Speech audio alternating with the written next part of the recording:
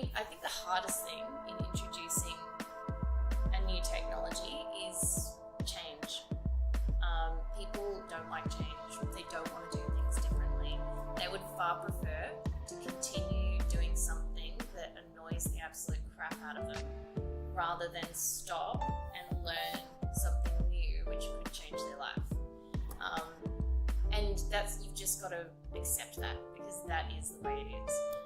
One of my favourite entrepreneurs is Thomas Edison, because people think that he invented the electric light bulb, but he didn't. He was the first to commercialise it, and the way that he did it was to deliver electricity to people for the first time in the same way that they were already receiving gas. So rather than trying to change people's behaviour and tell them, hey, we've got this amazing new technology, you should go and change everything that you're already doing in order to adopt it, he knew that that wouldn't work. Hello and welcome to episode 16 of the Blockchain Pro podcast. I'm Adriana, and today's guest is Leah Callon Butler.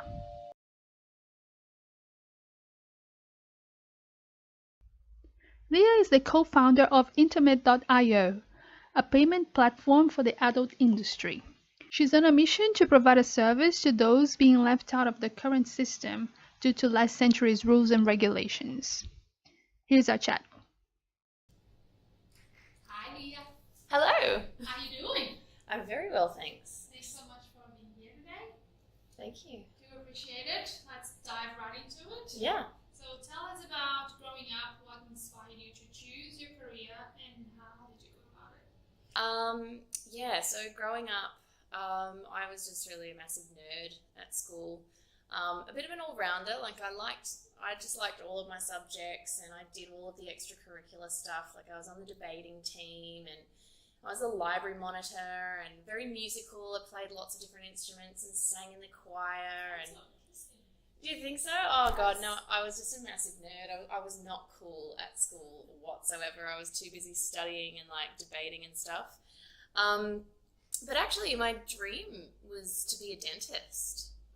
Yeah, well, actually, more specifically, I want to be an orthodontist because I have a condition. It's called ectodermal dysplasia, and I'm missing teeth. And I had this awful smile for my whole life, which was very gappy and toothy. And I couldn't find anyone who was going to actually treat me. Anyway, long story short, we found this incredible orthodontist who diagnosed me with this condition. I had years and years of full-on orthodontic work, which included wearing a thing on my face, like a roller cage. It was actually called a roller cage. Oh my God. To drag all my teeth forward. It was pretty full-on, but he changed my life. And being able to smile today, because my job today involves a lot of speaking and being on panels and meeting with people every day. And I have the confidence to be able to smile to people. So he really changed my life, and I wanted to be like him. When I looked into doing the GAMSAT, which is the entry exam that's required to get into orthodontics, I just learned that it was such a full-on course. It was 9 to 5, Monday to Friday, class time every day, and I was never going to be able to do the study that was required and still support myself because, I don't come from a rich family, so my family wasn't able to put me through that study. So, I think at the time I was really upset I didn't really get to follow my dream, and I ended up in sales. Okay. So what uni degree did you end up doing, business? No, so my undergrad was in writing and communications. And I always loved writing, but I quickly ruled that one out because I was like, writers make no money. But it was always my passion. So I loved my undergrad, but I kind of came out at the end of that degree and went, oh God, I've done some stupid throwaway degree and, I've wasted years of my life. But I was in sales at the time and I was doing really well. I used to think back on it thinking, when am I going to get a real job? But really, it gave me the foundation that helped me get into my own path of entrepreneurship because I think sales is such a fundamental skill for anyone, no matter what role you play in an organization. It was funny. It was my career had a lot of different twists and turns. Being in sales, I worked in all sorts of different industries. I started out in renewable energy, then I worked for a chemical manufacturing company. I was in advertising and media, publishing.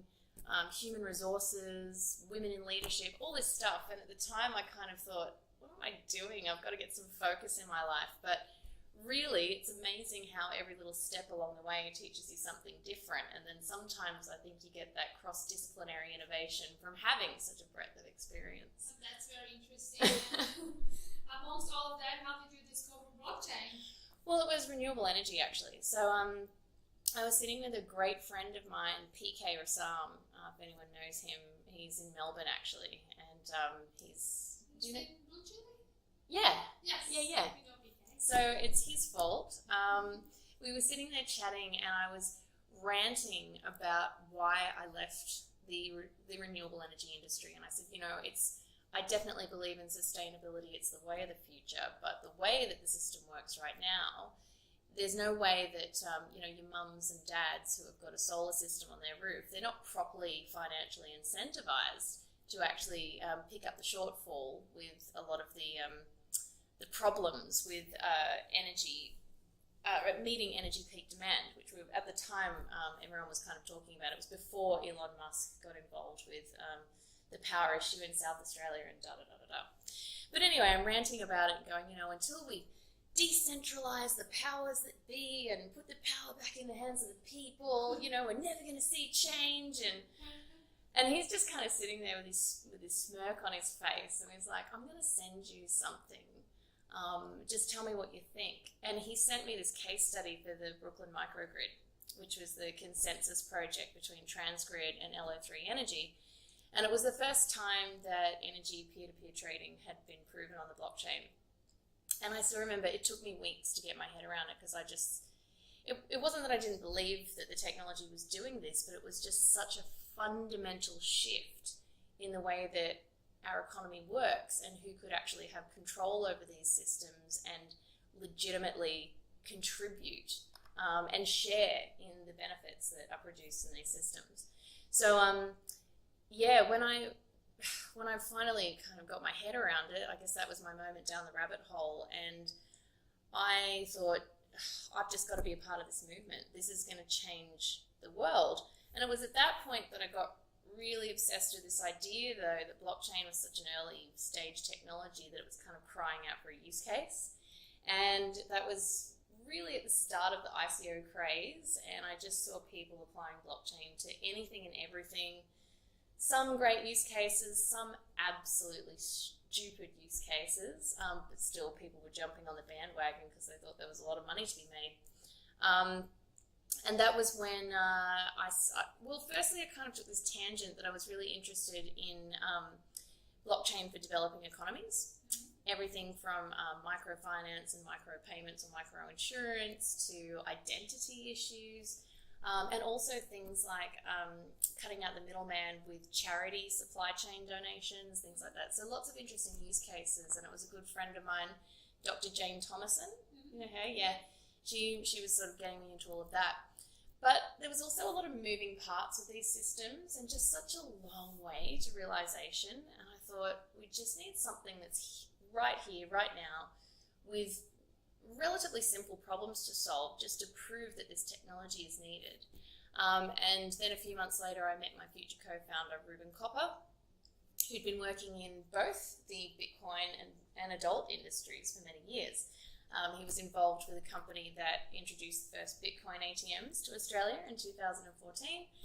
And later he had founded an app called Rendezvous, which was kind of like an on-demand matching app, putting escorts in touch with clients. Okay.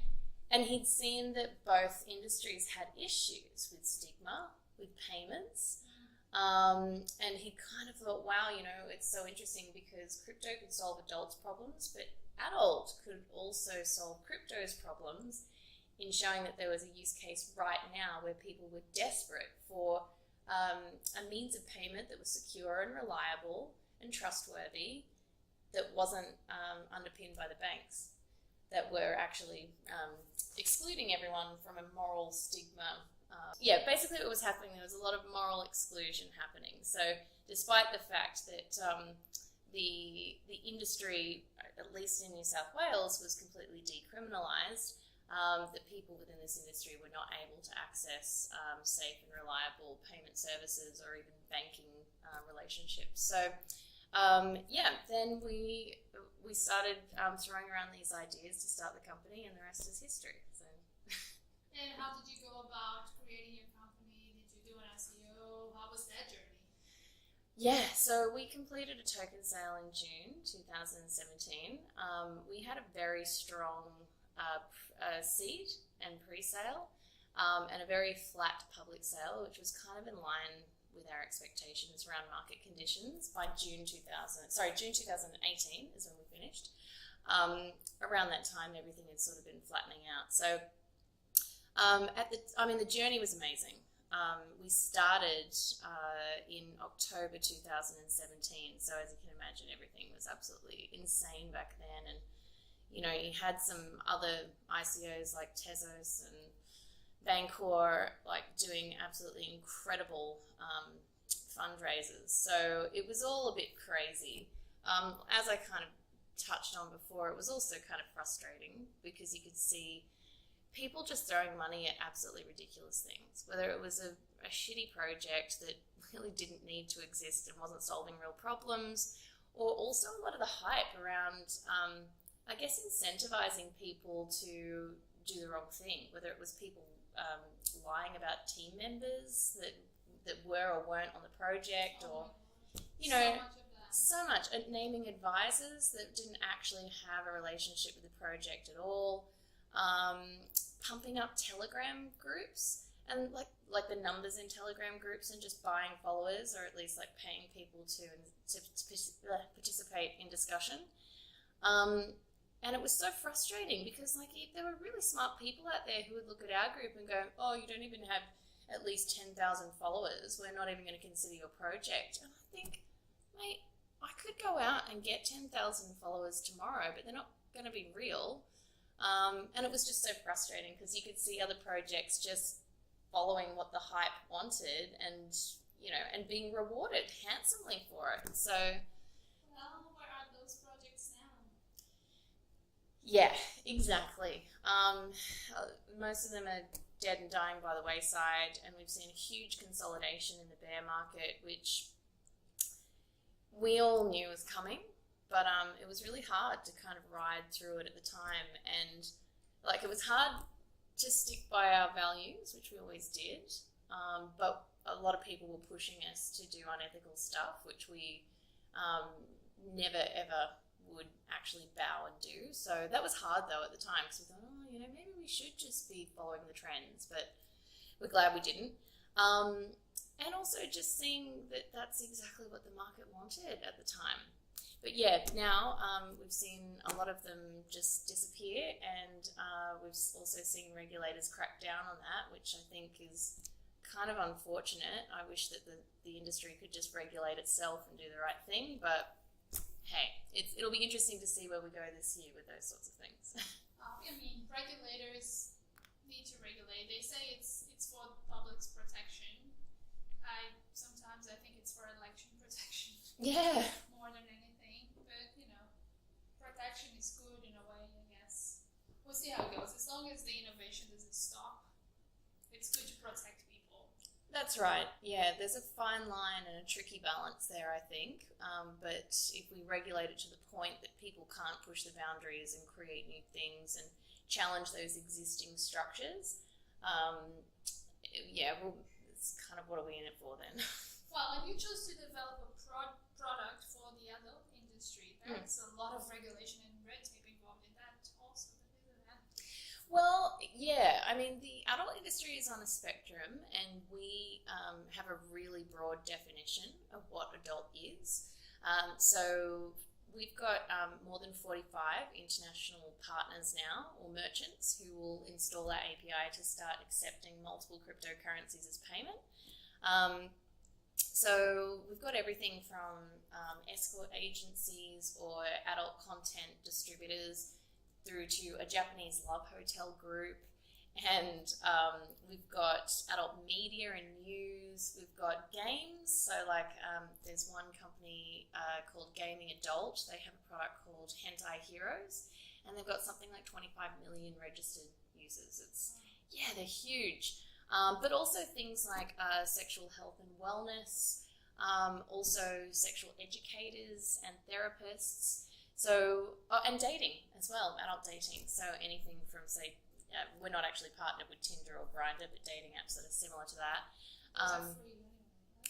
They are, but they do offer subscriptions. Okay. And the other thing is that beyond our payments, we're building a decentralized trust system, which will be very, very applicable to any kind of in-person interaction.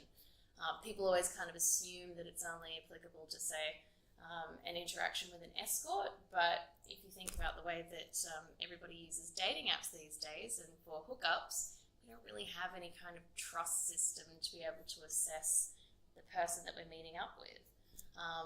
So that's a future thing. I've gone down a tangent here. Oh, okay, but that's interesting. Does that mean that you'll be able to tell if a person's photo is real or not? Yeah. That's something that happens quite often. Yep. I mean, I have not used a dating app since 2013. You've got a very good memory. Yeah. That's when my boyfriend and I started dating. Oh, and you met on a dating app? No, we met on Meetup. Oh, okay, cool. Something else. But that's interesting in itself. Like, people are using all sorts of things for meeting up today. I've heard Instagram is like, it's a hotspot for people being able to find a cool date.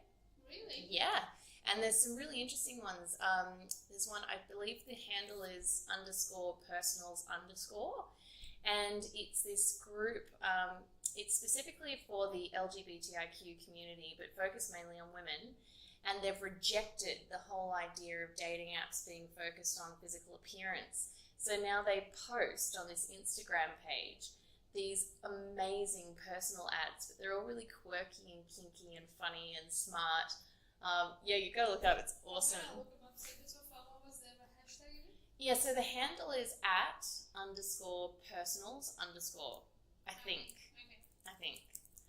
But they're a really fascinating one because looking at how this space is evolving, there are some niche groups that are rejecting the way that the adult dating scene is evolving, and they want something new that actually represents them more.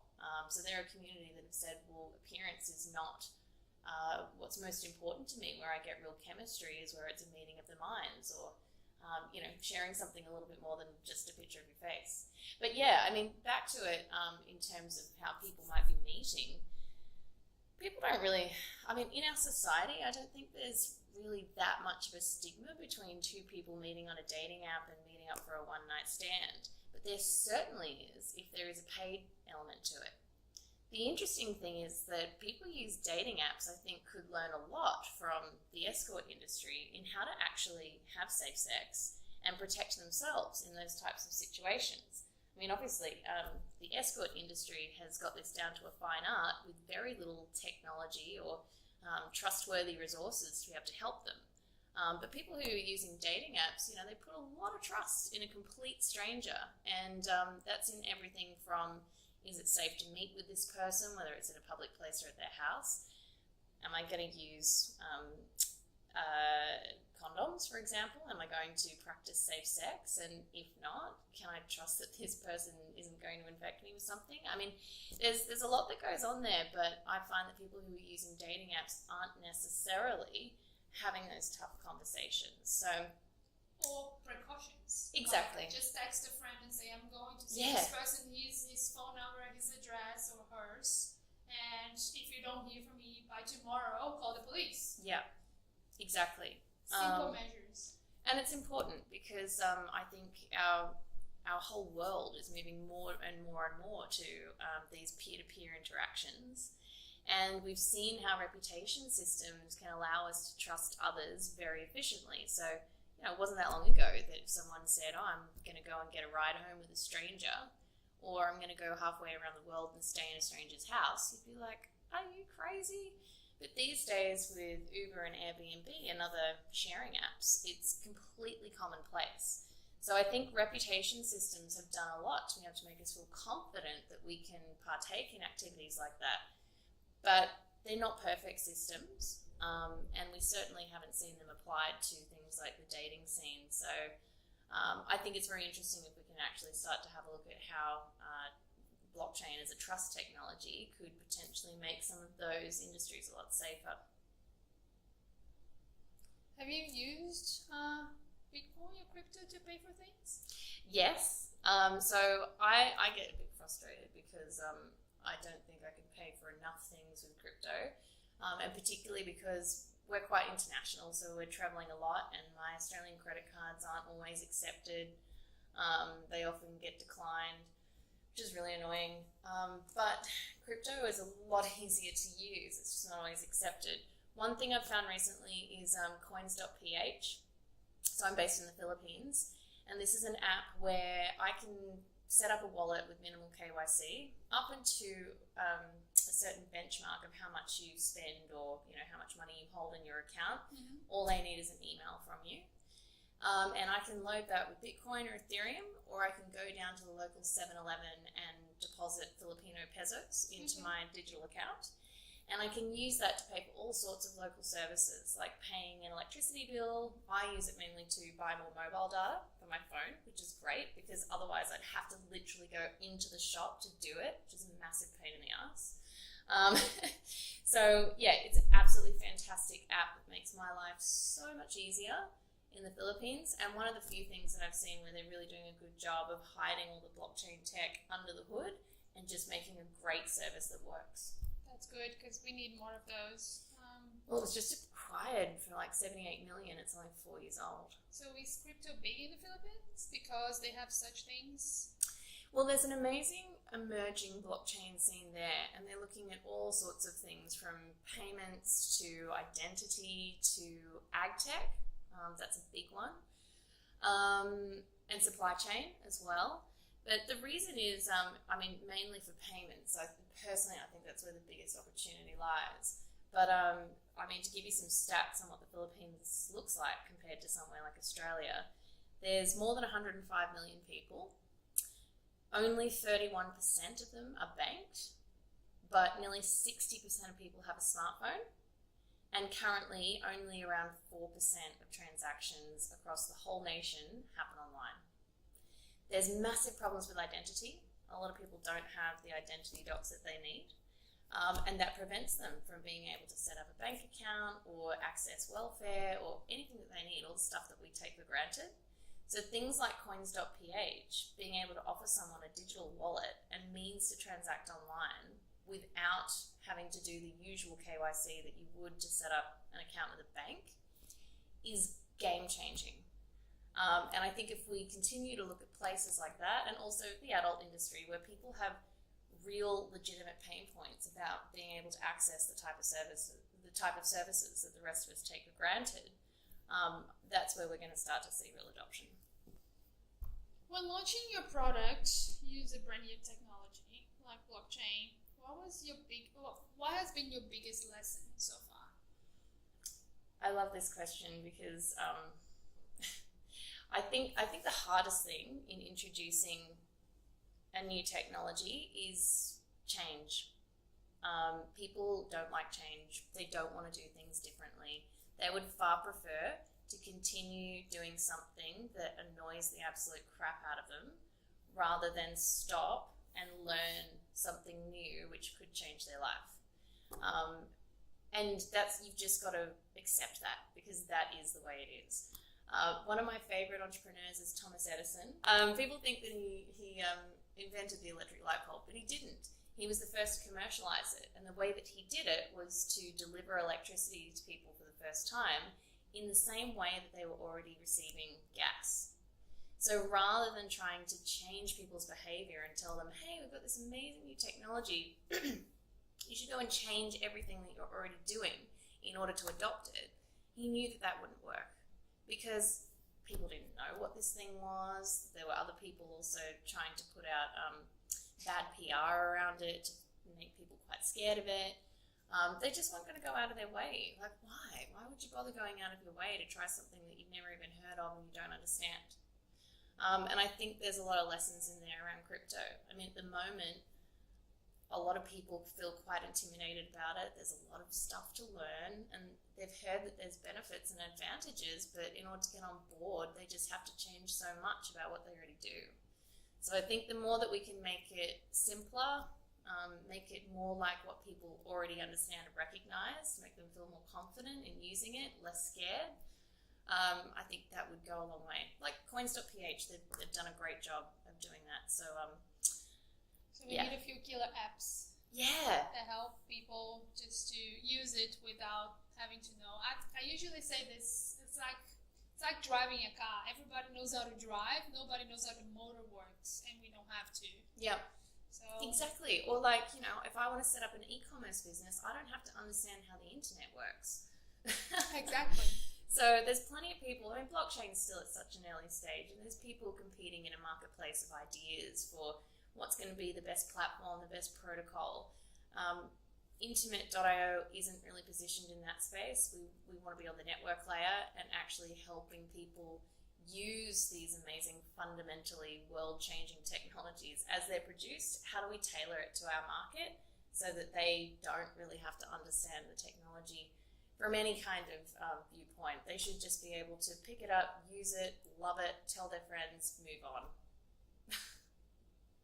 That's it. Simple and easy. Yeah. Well, we'd like to be able to see it move to that point. I think we're getting there. Give it another decade or so. It's only been 10 years. That's right. It's actually crazy when you think about it. Like, I was just telling someone the other day, gee, I've only been in Bitcoin for like about 25% of the time. And then I thought, it's actually really long, like compared to how long other technologies have been around. So yeah, we've got a long way to go, but yeah, we've also got time. Thank goodness. If we don't destroy the planet first, but that's a conversation for another podcast. Yeah. So what resources do you use to keep up to date? Is there any good places that people that's starting to learn should go? Yeah, I was just saying this because it's so funny. Like, I was thinking off the top of my head, I don't know what resources I use, but Twitter is a massive one. I find influencers and people that I admire, and I like to follow them. And I love to just read their opinions and ideas, and also sometimes if I'm feeling brave enough, get involved with their tweet storms as well. But I guess taking that a step further, my best resource over my entire journey has been real people. Having the confidence to reach out and have a conversation with someone, ask a question. Obviously, I would try to educate myself about that person's area of work before trying to get in touch with them, so I really understand what they're about and maybe craft some good questions, which sounds like a lot of prep, but if you're going to take someone's time, then you should absolutely respect it and make it a mutually beneficial time together. But I've been spoiled because I've had some phenomenal people lend me their time throughout my journey. Rob Allen in Australia was the first person who ever gave me the time of day, and he would let me buy him lunch. So we'd go and sit and I'd ask him like really dumb questions. But looking back on it now, I met him actually at the Bitcoin Professionals meetup. Oh, there you go. Yeah. But he was wonderful and just had the patience to sit with me. And I think when I was talking about it's got to be mutually beneficial, I think it means a lot to him now when he sees that I really have taken all the knowledge that he's given me and moved forward in the space. But after that, people like, I don't know if you've ever heard of Vinay Gupta. Yes, I've heard of him. I haven't met him. He's incredible, a real expert in identity, and was there at the creation of Ethereum. He's really given me a lot of ideas around identity concepts, but his mind works on another level. So, chatting with him over wine is a bit of a treat. But yeah, lots of other people. Also, Amber Balday, who was the former blockchain lead at JP Morgan in America. She is a real privacy expert, so I've spent quite a bit of time talking with her and asking questions. But yeah, whenever I come across someone that I really admire, I have to say conversations with them have been some of the most incredible resources I've ever been able to tap into. So reaching out and making the time to research first. Yeah. There's nothing worse like when someone emails you and says, hey, can I buy you a coffee and just pick your brain? Some of the people that I just mentioned then, they consult for their time, for God knows how much. No, you can't have my time and pick my brain for a coffee. Having that respect is so important. If you actually want to get something out of someone else, you should always be thinking, well, what's this person going to get out of it? How can I give back to them? So I've done that along the way, and I think I've been lucky to make some good friends out of it. I think you're doing well enough. Thanks. You are. Okay, so final words of advice for people that are exploring blockchain now, just starting. Yes, okay, you don't need to be a dev. I think most people think I have to learn a blockchain language, I have to be a developer in order to get into this space. I think right now blockchain needs people who are not from blockchain backgrounds and who are not computer scientists. We need UX designers. I think more than anything. Yeah, communication specialists, people who can tell a story, tell a narrative, educators, people who can actually help people learn and be confident and do it in a non-technical way. It doesn't have to be so technical. I think anyone from outside the space who has an interest, if they ever think, I don't know enough yet, so I can't get into the space until I know everything. No, get involved. Go to events, reach out to people, start following them on Twitter, read white papers, just do as much as you can, but along the way, find out where you can actually contribute. Get involved with the project, volunteer your time. I think that's the best way to get involved, and the more and more people we have that aren't from specific blockchain backgrounds, the faster we're actually going to achieve mass scale adoption, because we're going to be focusing on, well, you're new to the space, what questions do you have? What are you thinking? That's actually the most relevant. Plus, whenever there's a new person that falls down the rabbit hole, that means that a lot of people that are in their own personal networks are going to start hearing about it as well, because it's contagious. It's such a cool technology, it's internet money. So you want to talk to your parents, to your cousins, to your immediate friends, and everybody about it. So that's good. And I'm not allowed to, talk about people buying coins or anything, but, obviously, full disclosure, I own coins of my own, but the amount of people that I talk to who bought at the height of the market, back in, what was it, January 2018 maybe? Yes. And now everyone's like, it's a scam, Bitcoin shit. Get involved now. This is the best time to get involved. It's on sale. Yeah, it's what? It is so cheap. I'm sure the people that bought shares just before a bubble popped felt the same way about whatever they bought as well. It's just human nature. Absolutely. You get burned, you feel it. Absolutely, but I thoroughly believe that the crypto market's only just getting started, and soon we'll go on another bull run, and then everyone will be saying, I didn't get involved when I had the chance. So get involved now while everyone's naysaying it. It's the best time to get involved, because you can kind of learn a bit, you learn from the people who are actually committed to the space, not just the people who have come in for a bit of the hot air. And then, see wherever the future can take you. Yeah, don't get discouraged. Remember when you were a baby and you had to try many times before you learned to walk. Yep, exactly, yeah. We all have that in our genes. Yep, I think that's a great analogy for it. Awesome. Thank you so much. Thank you. I wish you a safe trip back to the Philippines. Yeah, thank you. I'm flying out tomorrow, but I'll be, now that we're actually stationed in Asia, I'll be back to Australia a lot more, which is great. Oh, yes, absolutely. Yeah, we should do this again when my mind is a bit fresher and I make a bit more sense. You made perfect sense. Thanks, Leah. Thank you. And that was Leah Callon Butler.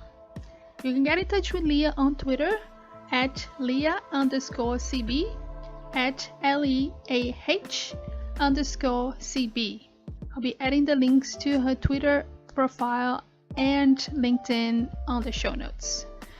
If you have any suggestions or questions for me, I'm at Abelotti, at ABELOTTI on Twitter, and Adriana Bellotti on LinkedIn. Please remember to share this episode if you enjoyed it, and I'll see you at the next block. Bye!